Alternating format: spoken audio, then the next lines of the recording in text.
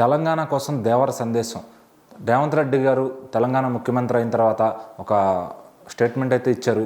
ఎవరైతే సినిమాలు అయితే చేసుకుంటారో, ఒక సినిమా హీరోలు కానీ సెలబ్రిటీలు కానీ వాళ్ళందరూ కూడా దానికి సంబంధించిన వాళ్ళు ఎవరో ఒకళ్ళు ఆ సినిమాకు ముందు దానికి రేట్లు కానీ కావాలంటే, అంటే ఒక పెద్ద సినిమా ఆర్ చిన్న సినిమా దానికి తెలంగాణ థియేటర్లలో రేట్లు పెంచి ఆ సినిమాని మీరు చూపించుకోవాలి అనుకుంటే కనుక, సో దానికోసం డ్రగ్స్ ఫ్రీ సొసైటీగా చేయాలి తెలంగాణని, దానికోసం మీరు వీడియోలు చేయాల్సి ఉంటుందని చెప్పి ఒక మెసేజ్ అయితే ఇచ్చారు రేవంత్ రెడ్డి గారు. సో దాన్ని స్ట్రిక్ట్గా అమలు చేస్తానని చెప్పి కూడా చెప్పారు ఆయన.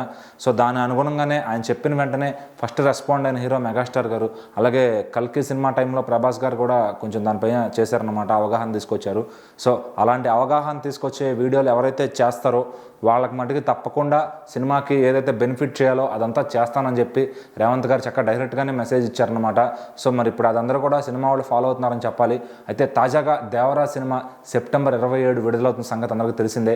మరి ఈ సందర్భంగా తెలంగాణ డ్రగ్స్ ఫ్రీ సొసైటీ కోసం జూనియర్ ఎన్టీఆర్ గారు ఒక సందేశాత్మకమైన మెసేజ్ అయితే ఇచ్చారు. మరి దేవరా కోసం ఆయన ఇచ్చిన మెసేజ్ ఏంటి అంటే, సో ఇప్పుడు దేవరా సినిమాకి ఎలాగో టికెట్ హైక్ కావాలి, ఎందుకంటే అటు RRR తర్వాత పాన్ ఇండియా రేంజ్లో హైప్తో వస్తున్న సినిమా, మరి దీనికి ఫుల్గా టికెట్ హైక్ కావాలి అంటే సో ఆయన ఏదో ఒకటి చెయ్యాలి. సో మరి మూవీ టీం నుంచి ఎవరు ముందుకు వస్తారా అని చూసుకుంటే ఎన్టీఆర్ గారే ముందుకు వచ్చారు. ఆయన ముందుకు వచ్చి ఒక వీడియో అయితే పంపించారన్నమాట సోషల్ మీడియాలో. సో ఎవరు కూడా డ్రగ్స్ అవి వాడకండి, సో మీకేదో టెన్షన్లో ఒత్తిళ్ళ కారణంగా ఆ డ్రగ్స్ని తీసుకోకండి, ఎటువంటి మత్తు పదార్థాలకి బానిసలు అవ్వకండి, ఎవరినైనా చూసి వాళ్ళ ద్వారా ప్రభావితం మాత్రం అవ్వకండి. ఎందుకంటే చిన్న చిన్న ఒత్తిళ్ళు అనేవి ప్రతి ఒక్కరికి సహజం, దాన్ని ఓవర్కమ్ చేసి మనం ముందుకు వెళ్ళాలి. కానీ సో మత్తు పదార్థాలకు అలవాటు అయిపోయి దాని ద్వారా మన లైఫ్ని మొత్తం కుటుంబాన్ని దూరం చేసుకుని మన జీవితాన్ని నాశనం చేసుకోవద్దు. సో ఎవరో వాటి బారిన పడకండి.